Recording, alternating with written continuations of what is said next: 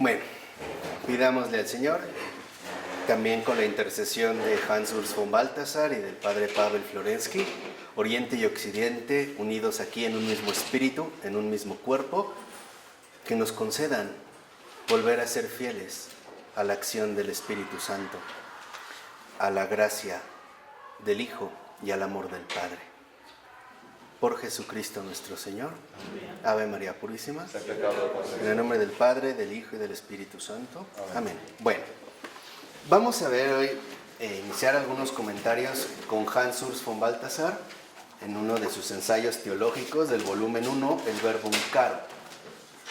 Y para que vean también cómo ahora un romano, por así decirlo, habla en el mismo espíritu que un ortodoxo como Pavel Florensky. Y vean literalmente esta dimensión, que es un poco lo que explicábamos, pero acentuada dentro de otra perspectiva.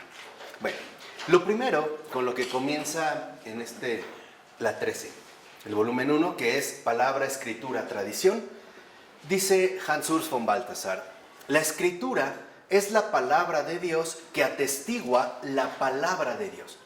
Ahora, aquí hay, digamos, dos indicaciones claras.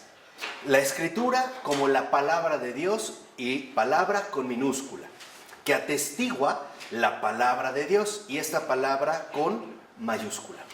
Y dice, la palabra atestiguada es en su punto central Jesucristo, palabra eterna del Padre, el cual tomó como palabra figura de carne, para atestiguar, representar y ser en la carne la verdad y la vida de Dios. Entonces, esta verdad y vida de Dios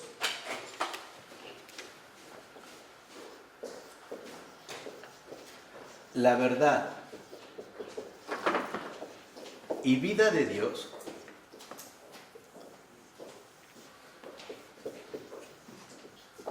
precisamente es digamos, lo que atestigua la Escritura. ¿Qué quiere decir? Que en la Escritura nosotros tenemos algo escrito de esta verdad y vida de Dios. Algo, pero no todo. ¿Por qué no todo? Porque esta verdad y vida es prácticamente inabarcable. Así como nosotros también de repente encontramos momentos donde no podemos decir algo que de hecho sí podemos vivir. Podremos decir algo, y es en este sentido, ¿no? A manera de testimonio. Hay algo ahí que está funcionando precisamente como un testigo. Pero la Escritura, en último término, tiene como fundamento sustancial la verdad y vida de Dios que se ha manifestado en carne de manera concreta, de manera rotunda, precisamente en Jesucristo. Entonces, aquí es donde damos un paso fundamental. Jesucristo es el fundamento de la Escritura, no la Escritura el fundamento de Jesucristo. Y esto es central. ¿Qué quiere decir? Que la Escritura, por así decirlo, está basada en la verdad y la vida de Dios que Jesucristo ha manifestado en carne propia, no al revés. Es esto lo que nos da el auténtico fundamento de la Escritura. Este es de hecho, digamos, la verdadera ortodoxia. ¿Por qué? Porque como dice Balthasar, toda la revelación de salvación está referida a esta manifestación central de la palabra. Hacia adelante llega, a través de los apóstoles y de la historia de la iglesia, a los últimos tiempos, o sea, el Apocalipsis. Y hacia atrás, a través de las revelaciones verbales e históricas de Dios en la antigua alianza. Y a través de la ley y los profetas se extiende incluso hasta la creación, pues Dios sustenta todas las cosas con su poderosa palabra. Entonces, aquí es donde tenemos un aspecto central. Jesucristo es la redención, ¿no?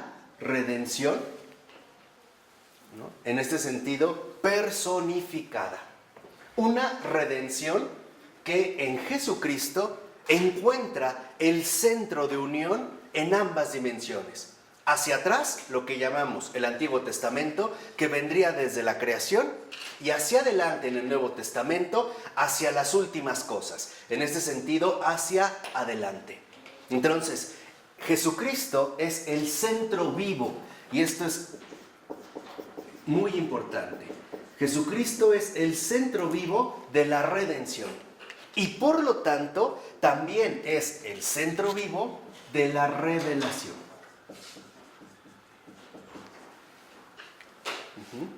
Ese es el centro vivo de la revelación, que iría hacia atrás desde la creación hasta precisamente el Apocalipsis, hasta el día del juicio o hasta el juicio final. ¿Cómo nos podemos equivocarnos aquí? Vamos a ir ahorita precisamente viendo, porque esto es lo que a nosotros nos va de hecho a separar de muchos protestantes. ¿Por qué? Porque en efecto, como lo menciona a continuación Baltasar, dice que la palabra atestiguante, no la atestiguada, sino la atestiguante, es la serie de las escrituras que desde el Génesis hasta el Apocalipsis acompaña y capta como en un espejo la revelación de la palabra en la carne. Por esta función se distingue en primer lugar la escritura de la revelación. ¿Qué quiere decir esto? Que la revelación está contenida y concentrada desde el Génesis, déjenme ponerlo aquí, desde el Génesis hasta el Apocalipsis. Es en Jesucristo donde se resume absolutamente todo. Y la escritura no es la totalidad de la revelación. La revelación es Jesucristo. La escritura, ¿no?, en este sentido, como palabra atestiguante, no es lo primero ni lo fundamental. Lo fundamental es Jesucristo, porque Él es ya la revelación encarnada. Es todo lo que mencionaron las Escrituras y más. Las Escrituras, en este sentido, no agotan ni la verdad ni la vida de Dios. Nos dan un plan de acceso. Las Escrituras nos facilitan precisamente esta revelación. La ponen dentro de nuestras limitaciones, dentro de nuestras posibilidades, a nuestro alcance. Pero lo que quiero que entiendan también es que en las Escrituras no está dicho todo. Está dicho todo lo que es necesario para nosotros, pero no está todo. Las Escrituras no agotan la revelación. Esto, como lo menciona Baltasar, dice, con esta distinción nos separamos de no pocos protestantes. ¿Por qué? Porque la Sagrada Escritura no se identifica con la revelación. No es equivalente. A ver, yo nada más les pongo aquí como un ejemplo muy sencillo. Lo que hemos vivido, ¿realmente lo podríamos escribir por completo? Menos la verdad y la vida de Dios. Entonces, lo primero que quiero que entiendan es que para nosotros, católicamente hablando, lo primero es la revelación. Después vienen las Escrituras. ¿Qué quiere decir? Que las Escrituras, por sí solas, no valen nada. Lo digo por eso a propósito. Sin Cristo. Sin Cristo, sin este fundamento de la revelación, las Escrituras no serían más que un bonito libro poéticamente escrito. Un Corán musulmano. Un Corán, etcétera, algún otro medio. Es la afirmación de la revelación. Es la afirmación de la revelación. Por eso es palabra atestiguante. O sea, lo que quiero que entiendan es que hoy, por ejemplo, para muchos protestantes, lo que ocurre es justo lo contrario. Para ellos, primero son las Escrituras y después, gracias a las Escrituras, vendría la ¿qué? La revelación. ¿Qué diferencia? La diferencia sería que si yo coloco en primer lugar las Escrituras, entonces, a partir de las Escrituras, yo tendría que ir descubriendo el fundamento central de la revelación. El punto central es que las Escrituras atestiguan la palabra en la letra.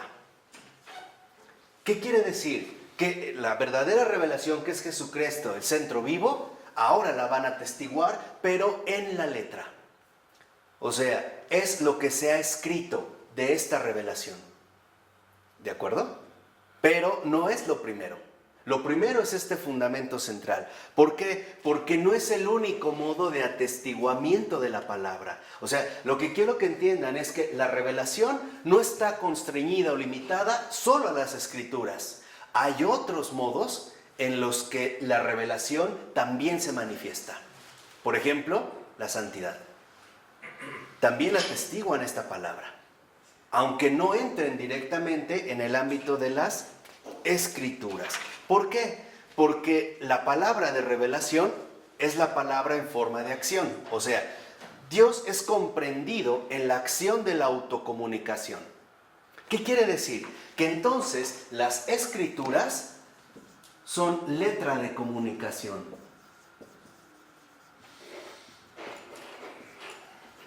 Vamos a ponerlo de esta manera. Las Escrituras es la forma en la cual Dios se comunica con nosotros a través de la letra, a través de la escritura, a través de algo que vamos a poder leer, que vamos a poder conservar y que tenemos de hecho que encarnar, que tenemos precisamente que asimilar. Tan es así que el propósito fundamental de la Lectio Divina era esto, la asimilación de la palabra. No era leer en el sentido moderno, sino encarnar la palabra. Que esta palabra que se manifiesta en la letra como un medio de comunicación de Dios hacia nosotros, se haga viva, se encarne en mí. Y literalmente lo digo, palabra por palabra. Aquí vemos algo fundamental.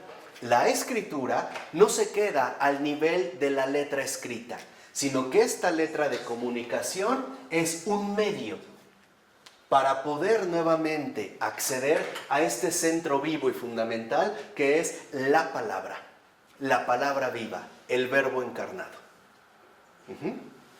¿Sí? Cuando esto se va comprendiendo, entonces nos damos cuenta que en efecto la palabra de revelación es de manera primaria el Hijo. En las Escrituras, en esta letra de comunicación, el que primero sobresale es el Hijo. La razón es muy obvia. ¿De quién se habla de manera clara? Del Hijo, del Mesías. El Mesías en un momento y ya en el Nuevo Testamento del Verbo encarnado.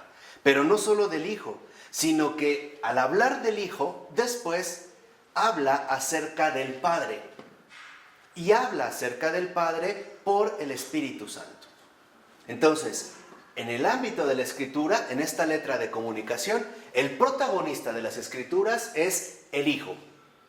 ¿El Hijo que habla de quién? Del Padre. Y lo hace por el Espíritu Santo.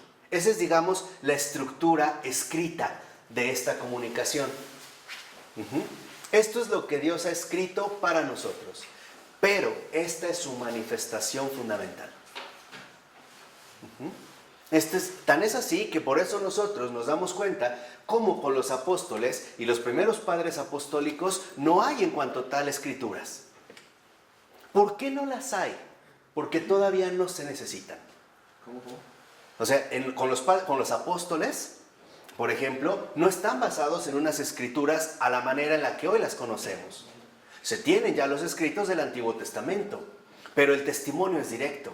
Porque el testimonio se da a través precisamente de la vida que se manifiesta llena de ¿quién? De Jesucristo. Y la confirmación de esto la tenemos en Pentecostés. Están llenos ¿del qué? Del Espíritu Santo. De tal manera que no necesitan que la gente lea. Porque la gente está conviviendo directamente con los que a su vez convivieron ¿con quién? Con Jesucristo. Es esta la razón por la cual no hay desde el principio evangelios escritos. Una, porque los apóstoles no necesitan la letra, porque tienen a la persona. ¿Sí? Y esto es algo que hacemos frecuentemente. A ver, ¿cuándo se suele escribir la biografía de una persona? ¿Mientras está viva se necesita? No, lo más fácil es ve y conócela, ¿no? Aún vive, ve y trátala. Pero una vez que, digamos, ha fallecido esta persona, se requiere mantener un registro. Pero antes de que eso se escriba, y tú quieres conocer a una persona, pero la persona ya no está presente, ¿a quién te diriges? Con los que convivió. En este caso, ¿quiénes fueron? Pero hubo una gran diferencia. La gente no fue a los apóstoles.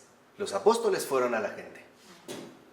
¿No? ¿Por qué? Porque han sido enviados. Vayan, ¿no? Por todo el mundo predicando la buena nueva. ¿De acuerdo? ¿Vamos bien? Aquí se ve porque muchos dicen que los evangelios fueron escritos mucho después como una especie de invento. No entienden el proyecto providencial. Lo que pasa es que en este momento no se requiere de manera inmediata, de manera, vamos a decirlo así, tajante, ¿no? En realidad, como dice Baltasar, la palabra de la Escritura la produce de manera primaria el Espíritu Santo, que como Espíritu del Padre hace posible, acompaña, ilumina e interpreta la encarnación.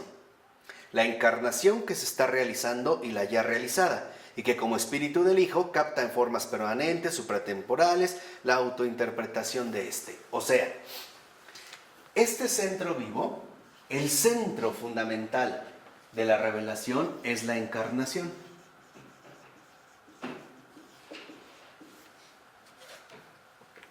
Ese es el acontecimiento fundante de todo. Es la encarnación. ¿Por qué es esta encarnación de la que se va a escribir? Con todo lo que esto conlleva. Con todo, precisamente, con lo que produce.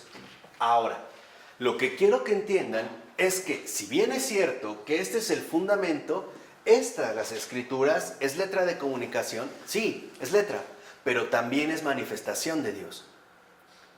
Porque en último término, esto es inspirado por el Espíritu, que habla desde el Padre y que en efecto vamos a decirlo así, se fundamenta o se concreta, se encarna en la persona del Hijo.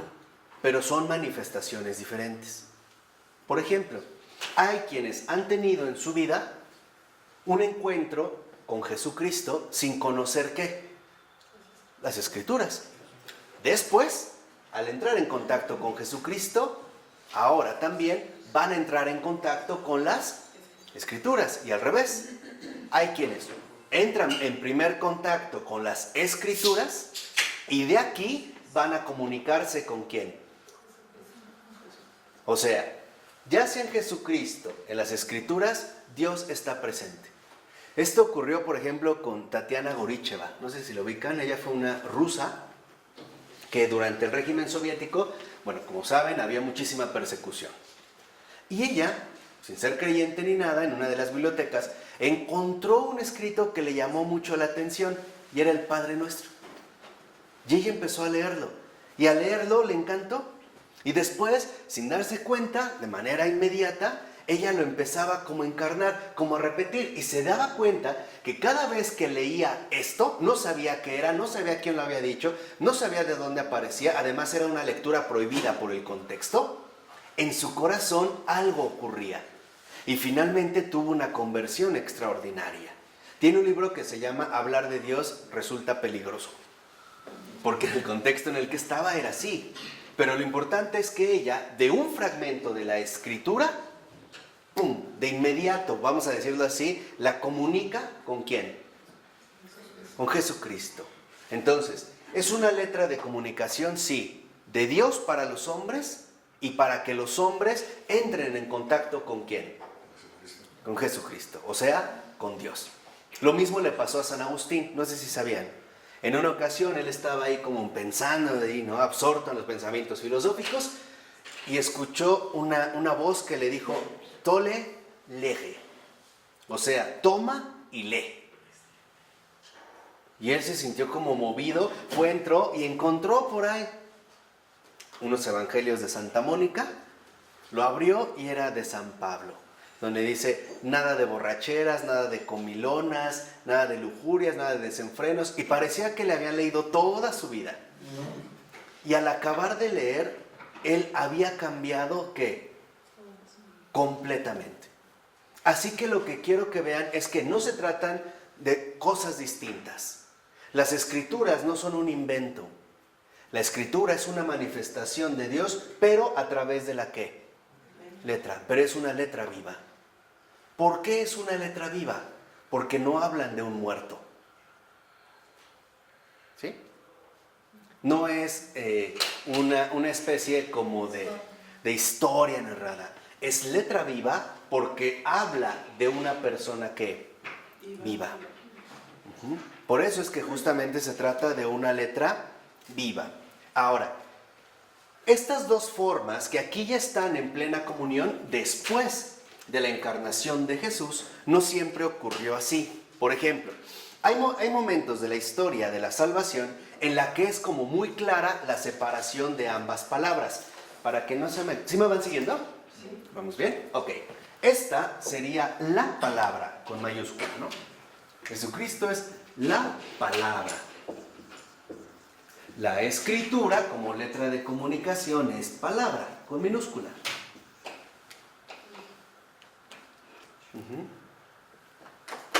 Hay momentos en la historia de la salvación en que esta distinción, en un primer momento, es como más notoria. Por ejemplo, dice, en el Evangelio, el Señor habla, vive, obra, sufre, sin prestar atención alguna a que tales cosas se registren por escrito. Por ejemplo, ¿realmente la Escritura nos ha transmitido en la letra todo lo que Jesús dijo?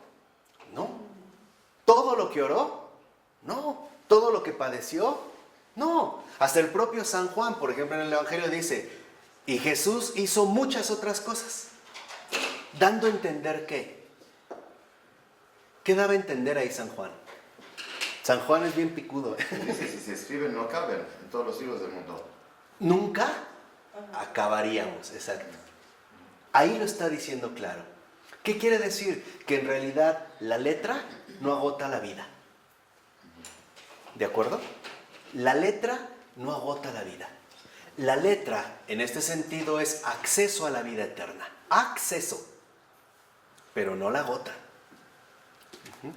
Y dice a continuación, esto tiene lugar más tarde.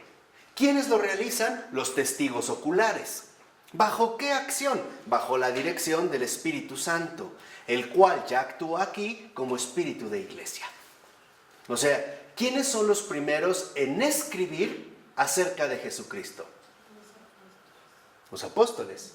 Y también los testigos oculares. Dice, el Espíritu ha sido, por así decirlo, el oyente más atento de la palabra.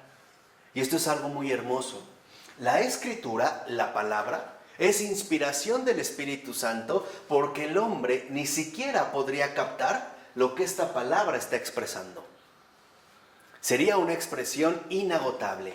¿Quién es el único que podría hacérnoslo accesible? El Espíritu Santo. Porque se está tratando de la palabra. Entonces, aquí, en las Escrituras, está muy presente el Espíritu Santo. Porque el Espíritu Santo, como lo dice de manera muy hermosa Baltasar, es el oyente más atento de la palabra encarnada. Es el fiel auditor, el que escucha atentamente a la palabra. Y después, lo que va a hacer es inspirar a los que deben escribir. Pero esto es algo que el hombre simple y sencillamente no podría hacer por cuenta propia.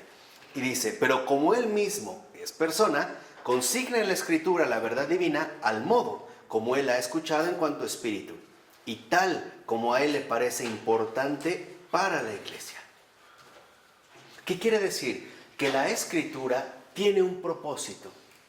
Y el propósito es la configuración fundamental de la iglesia. Ese es el propósito. Y la configuración fundamental de la iglesia es la palabra. Por eso nosotros no estamos primariamente basados en la letra. Estamos primariamente basados en la palabra. Para nosotros, lo central es Jesucristo. No la Escritura separada de Jesucristo. Entiéndame bien. En ese orden las cosas, pues. No al revés. Porque los protestantes justo lo que hicieron fue que lo contrario, ¿no? Primero quedarse, como decía Lutero, con la sola escritura. O sea, nada más las escrituras como un libro escrito más entre otros. De ahí el afán, por ejemplo, de Lutero, de traducir la Biblia del latín al alemán. El propósito no era volverla tan accesible al vulgo común que no tenía acceso directo a las escrituras. El propósito era suponer que se trata de un libro cualquiera que puede ser traducido en un idioma cualquiera. Sin inspiración, o sea, sin gracia, o sea, ¿sin qué? Sin Espíritu Santo. Tratar como de irla adaptando, ¿no?, a las exigencias propias que ahí se puede dar. Por eso dice también que en realidad, por ejemplo, en los profetas, por ejemplo, y en el Apocalipsis, esta separación no es tan visible. Dice, es verdad que también aquí la palabra pudo haber sido dirigida en primer lugar a los profetas, de manera personal, en una revelación ante todo privada. Pero la revelación a los profetas y la promulgación de esta revelación por los profetas son cosas que están muy próximas entre sí y casi forman ya un único acto de revelación.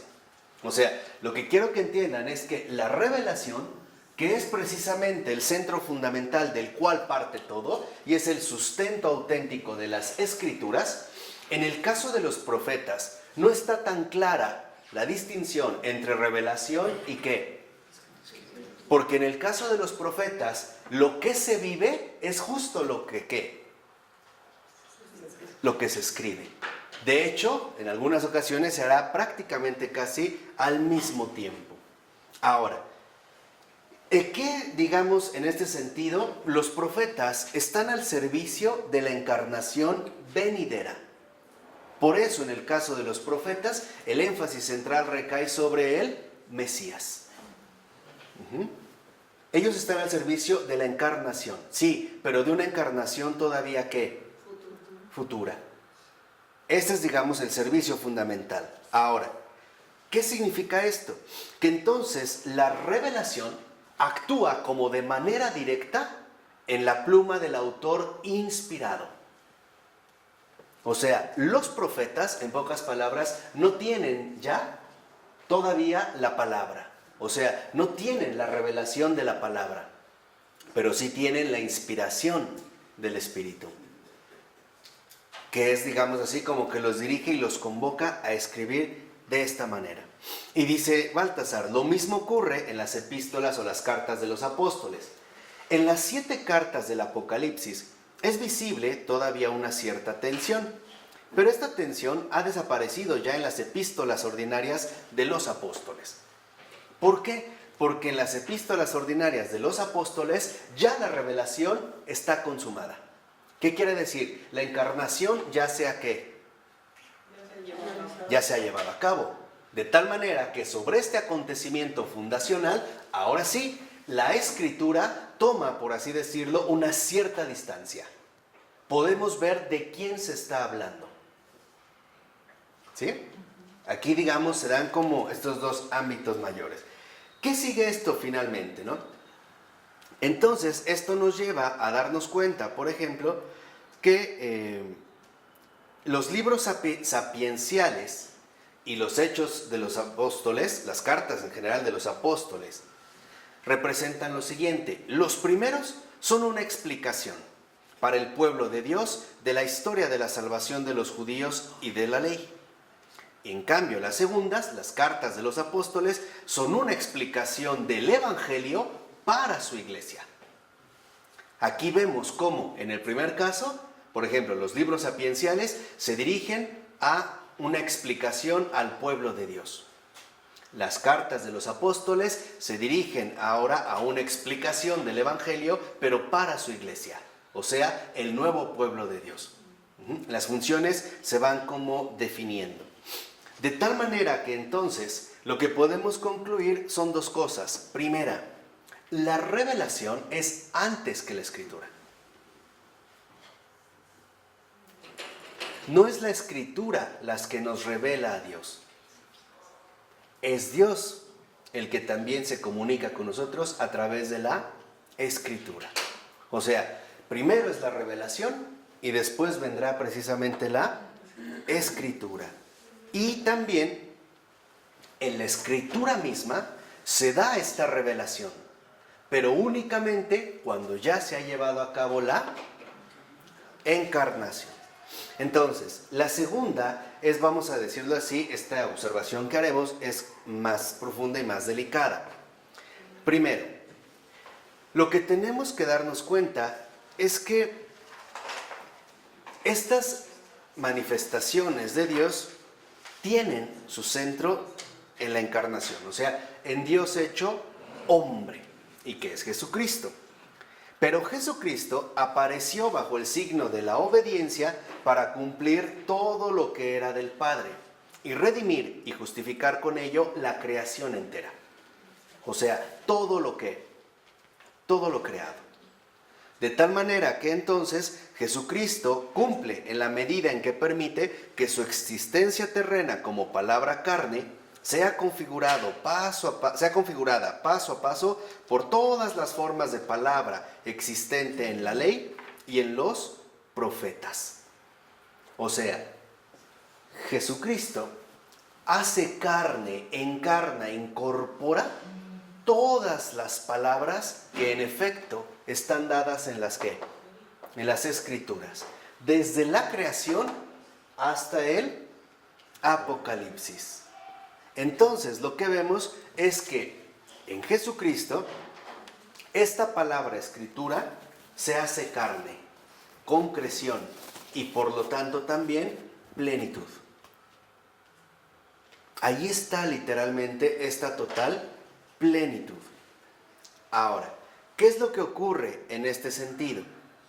Que en la carne también de Jesucristo nosotros vemos en este sentido cómo se alcanza esta existencia terrena como la expresión perfecta de todas las anteriores revelaciones de Dios, la ley y los profetas anteriores.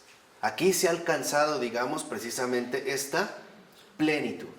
Y entonces, lo que nosotros vemos, y esto es fundamental, es lo siguiente. Jesucristo cumple no solo toda palabra del Padre proveniente verticalmente del cielo, sino también toda palabra reservada para Él proveniente horizontalmente de la historia y de la tradición de la Escritura. ¿Qué significa esto? Que Jesucristo es, en cuanto venido de manera definitiva, el cumplimiento conclusivo, pero por otro lado, en cuanto viviente, es cumplimiento deviniente y progresivo. O sea, la palabra Jesucristo es el viviente. ¿Qué significa esto? Que entonces la revelación de la palabra, que en efecto nosotros ya vimos, también está contenida en las Escrituras, no se ha agotado. No estoy diciendo que ahora va a haber otras escrituras. Lo que estoy diciendo es que en este transcurso histórico, donde la palabra se sigue manifestando, donde de manera temporal, horizontal, se sigue manifestando, también el Señor ahora se expresa. La palabra se manifiesta a través de tipos particulares de ¿qué? De revelaciones. Lo que quiero que entiendan es, no todo está dicho, aunque lo que está escrito era lo necesario e importante para nosotros, para la salvación. Pero con la Escritura no está dicho que todo. Nosotros lo vamos a Exactamente, exactamente. en la persona de Cristo. Claro. Pero aquí es por eso les decía hace rato que era muy importante darse cuenta de esta libertad espiritual. Porque nosotros estamos llamados a encarnar a su vez a la palabra, porque sigue siendo el viviente. De tal manera que hay manifestaciones recientes, contemporáneas de esta palabra que nosotros no podemos prever y tampoco podríamos nosotros asimilar de manera que instantánea. Porque si yo quiero reducir toda la revelación a la Escritura, en realidad olvido que se trata de una palabra que sigue manifestándose aquí y ahora. Y el caso más palpable de estas revelaciones de la palabra son los santos. La santidad son las escrituras no escritas de la palabra, pero sí vividas. Es una escritura espiritual, cuya lectura requiere espiritualidad. Lo que leemos en la vida de un santo, que es lo que yo les insistía con la santidad, no es más que lo que a Dios se le dio la gana hacer. Así. Es lo no escrito, pero es la vivencia de la palabra.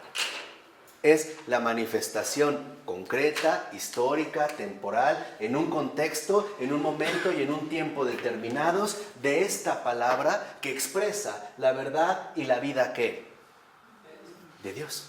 Por eso en la iglesia se festejan a los santos. Exactamente. En pocas palabras, y aquí entra el punto central, la revelación también se manifiesta a través de la comunión de los santos, que no está escrito, pero atestigua la palabra. Esto es fundamental porque a veces sí tendríamos una cierta tendencia a considerar que todo está dado en las que. Por eso lo ven que los protestantes te dicen, por ejemplo, una citación, los santos, ¿dónde está escrito? ¿Dónde lo dicen? ¿En qué parte? ¿Dónde está el versículo? O sea, para ellos todo se resume en la que. O sea, al carajo Cristo. Cuando hablaban precisamente de la tradición, y aquí George dio en el punto, es que este viviente, el viviente, pero él, persona, con acento, el viviente, en efecto, configura toda una tradición. Y por lo tanto, si esta tradición es la revelación de el viviente, entonces se trata de una tradición viva. Por eso es que nosotros nos damos cuenta cómo, si se trata de una tradición viva, y no se asusten lo que les voy a decir, entonces esta tradición no solo pertenece al pasado, sino también representa o está contenida en una tradición aún por venir. Es un proyecto que Dios realiza, según sus tiempos y según sus modos. Ahí es donde entra esta revelación precisamente de la palabra. Lo que pasa es que tradicionalmente, equivocadamente, entendemos tradición por todo lo pasado. Pero no es así, porque Jesús no solo abarca todo lo pasado, también abarca todo lo presente y todo ¿qué? Lo futuro. Entonces, la tradición real de Jesucristo es una tradición que abarca la plenitud de los tiempos. Pasado, presente y futuro. ¿Qué dijo el Señor en el Apocalipsis? Yo soy el que es, el que era y el que será. Esa es su tradición. El que es, el que era y el que qué. Entonces la tradición también involucra la manifestación de nuevas revelaciones de la palabra.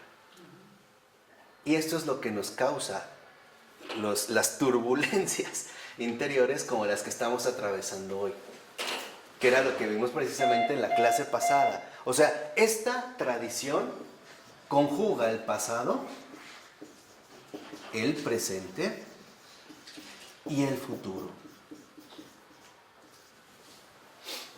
Porque se trata precisamente de una tradición viva. En este sentido, esta tradición viva, por eso les decía, conjuga perfectamente bien con las Escrituras porque provienen de del mismo centro vivo que las mantiene a las dos. Las reunifica en una unidad completa. De tal manera que aquí entra una de las paradojas cristianas. A veces, la tradición viva de Jesucristo dará al mundo cosas revolucionarias, incomprensibles y escandalosas por el momento, en lo que lo vamos ¿qué? Asimilando. Si a veces entre hombres no nos entendemos, alguien toma una decisión radical y decimos, es que ¿por qué lo hice? No sé, y lleva tiempo procesarlo. Imagínense con esta tradición viviente, que engloba en este sentido todos los tiempos. Por ello entonces lo que vemos es que en efecto Cristo cumple sin destruir lo que es del Padre. Al contrario, Cristo siempre nos muestra de nuevo lo nuevo del Padre. Pues que Él es más inteligente que nuestra capacidad. Es Dios, ¿no? De inteligencia. Entonces, pues siempre se encarga como de poner la pieza de rompecabezas que nadie encuentra. Claro. O sea, lo que quiero que entiendan es que también cuando hablemos de Jesucristo, veámoslo como lo que es, el todo. Hoy como católicos, de verdad, nos falta esta visión de totalidad. Lo vemos muy fragmentado. O bien nos tendemos hacia el polo mundano del pasado y todo lo creemos atrás. O a veces nos sentimos muy progresistas y nos queremos ir hacia un futuro incierto donde después nos vamos de hocico y estamos llorando. No. Cuando pensemos en Jesucristo, pensemos en una plenitud, en un todo, en una unitotalidad integral que abarca todos los tiempos, todo lo pasado, todo lo presente y todo lo por venir, el futuro. Aquí es entonces cuando nosotros en este sentido podremos entender algunas cosas fundamentales. Por ejemplo, primera, que este pasado, presente y futuro significa que nuestra tradición es una tradición que abarca toda la plenitud, toda, porque es la palabra. Por atrás hay una silla, aquí hay otra silla. Porque es, aquí hay otra silla, porque es, no, la plenitud de esta palabra viva. ¿Qué significa esto?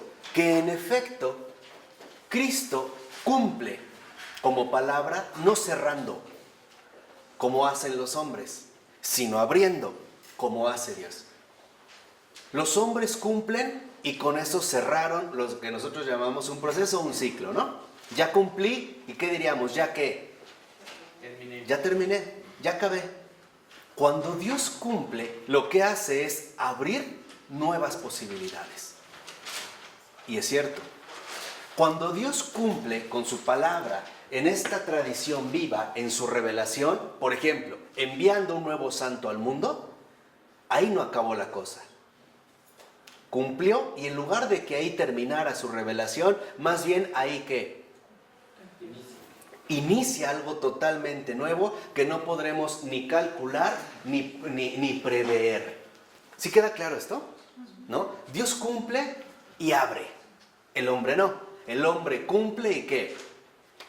Cierra. Por ejemplo, ya me casé contigo, ya cerré, ya, hasta ahí llegué, en ese sentido. Dios no. Dios cumple y abre. De tal manera que entonces, ¿no?, lo que siempre manifiesta esta tradición viva es una permanencia. Una permanencia que no es más que la confirmación de la promesa definitiva de Dios.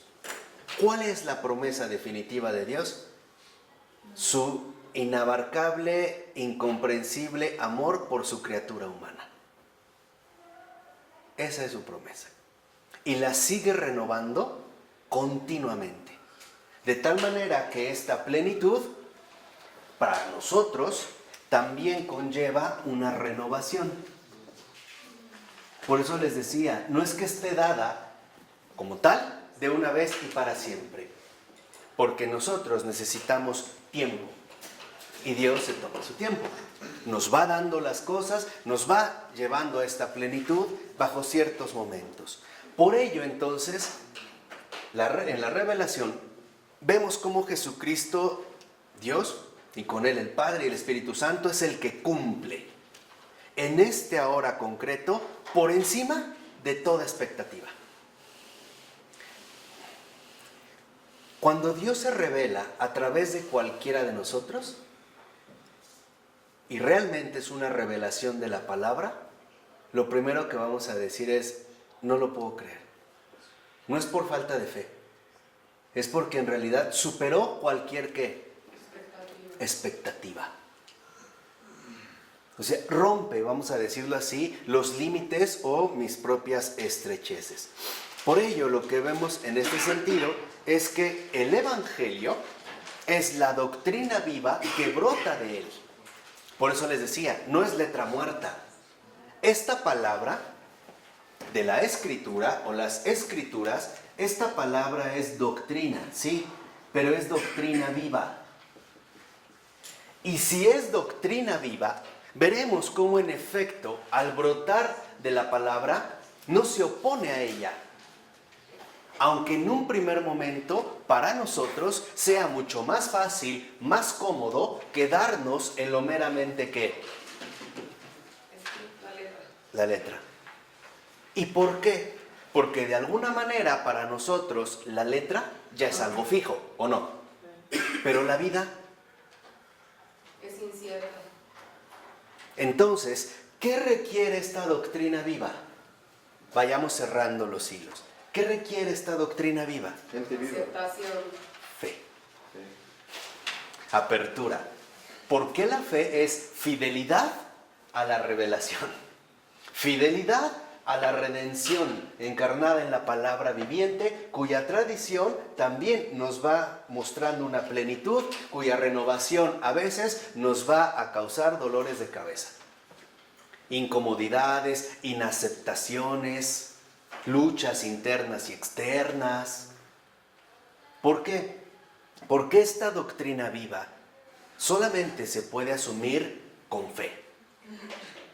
O sea, viviendo de lo invisible que el mundo no conoce, pero viendo cuáles son los signos que el Espíritu está realizando incluso en el mundo contemporáneo.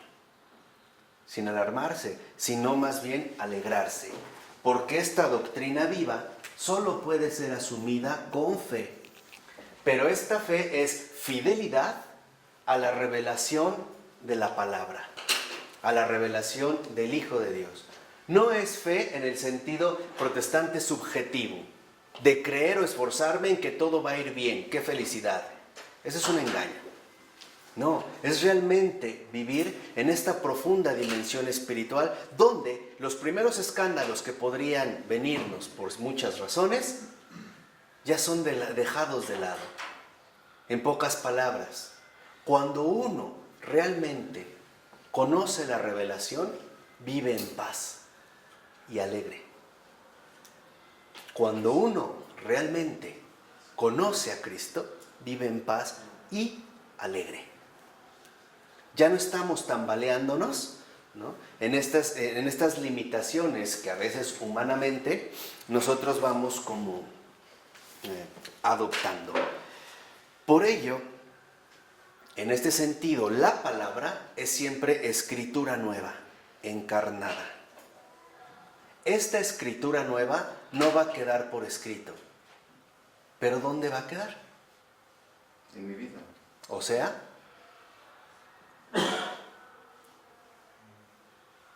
¿dónde va a quedar la revelación no escrita de la palabra? Mi experiencia. O sea, Mis obras. o sea, en el cristiano. Ese sería el propósito del cristiano. Vuelvo a repetir, en tal sentido el cristiano es la revelación no escrita de la palabra, pero luminosa para muchas almas y para el mundo entero. En ese sentido, la revelación no se reduce solo a la escritura, sino que también corresponde esta revelación a las maravillosas y extraordinarias manifestaciones de santidad que el Señor ha propiciado y sigue propiciando. Por eso, yo nada más les digo para terminar, prepárense. Prepárense para estos nuevos modelos de santidad que ya están caminando en la tierra. Verán cómo nos va a sorprender el Señor. Y al principio tal vez los rechazamos. Tal vez después medio los asimilamos.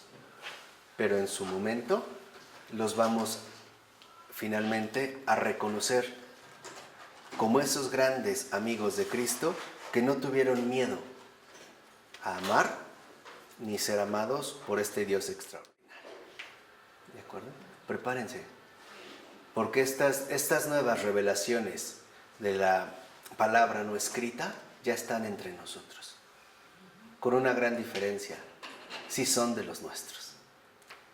Piénsenlo, en nombre del Padre, del Hijo y del Espíritu Santo. Amén.